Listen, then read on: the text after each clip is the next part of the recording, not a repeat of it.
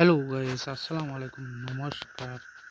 আজি আধাৰৰ চতুৰ্থ বৰ্গৰ পৰীক্ষা চলি শেষ হ'ল।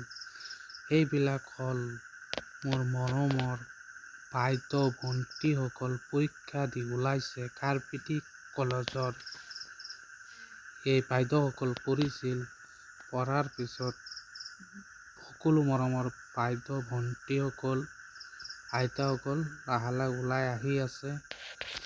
চাক, বহুত মানুহ এটা চেণ্টাৰতে আছিল।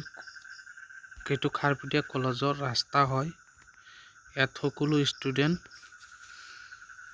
বহুতে ষ্টুডেণ্ট সেইটো কলেজত পঢ়িছিল। পঢ়াৰ পিছত এতিয়া 4টা বাজি গৈছে। সকলো ওলাই আছে, লাহে লাহে ওলাই আছে।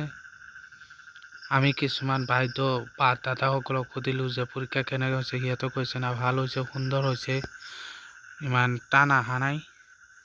আৰু বাকী সিহঁতৰ কিছুমান যিবিলাক পঢ়া নাই সেইবিলাকৰ কাৰণত টান কঠিন হৈছে, যিবিলাক পঢ়িছে সেইবিলাকৰ কাৰণত অলপ সহজ সৰল আহিছে। ভাল লাগিছে। কিছুমান বাইদেউক আমি সুধিলোঁ যে বাইদেউ আপোনালোকৰ কেনেকুৱা হৈছে পৰীক্ষাটো। সিহঁতে ক'লে না, ভালেই হৈছে। আৰু 5টামান সুধিছোঁ, তাত দুজনে কৈছে যে ইমান ভাল হোৱা নাই। আমি নিশ্চিত ভাবিলোঁ যে সিহঁতেও ভালকৈ পঢ়া নাই। যিজন পঢ়িছে তাৰ কাৰণত সহজ, আৰু যিজন পঢ়া নাই তাৰ কাৰণত কঠিন আহিছে।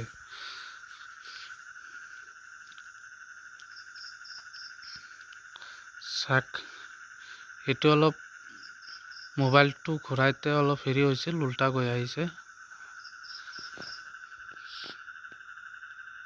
এইটো কিন্তু খাৰপিটি কলেজৰ ৰাস্তা হয়। চাক ৰাইজ, মই সকলো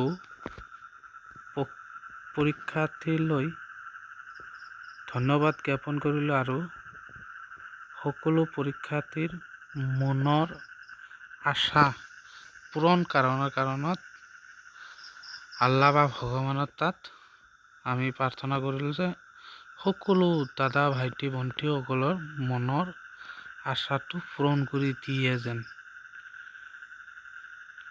আৰু চৰকাৰকো আমি আহ্বান জনালোঁ যে ইমান কষ্টৰ মাজত কিছুমান ল'ৰা বা হাজবেণ্ডক ৰাস্তাত বহাই থৈ, চুলি ফুলি হাতত থৈ কিনে পৰীক্ষা দিব আহিছে। সিহঁতে বাৰে বাৰে ঘূৰি আছে আৰু খালি টাইম চাই আছে যে পৰীক্ষা কেতিয়া শেষ হ'ব। মই ইয়াত থাকোঁতে এটা বাইদেউ আহি কিনে মোক ক'লে যে দাদা, মোৰ মোবাইলটো দিয়ক, মোৰ হাজবেণ্ডৰ তাত এটা ফোন মাৰোঁ। মই লগে লগে দিলোঁ। তাৰ হাজবেণ্ডে তাক ফোন কৰি ক'লে যে মই মেইন ৰাস্তালৈকে গৈ আছোঁ, আপুনি আহক। তেনেকুৱা কিমান মানুহ কিমান অসুবিধাৰ মাজতো তথাপিও পৰীক্ষা দি আছে। সকলো আশাটো পূৰণ হয় যেন ধন্যবাদ জ্ঞাপন কৰিলোঁ।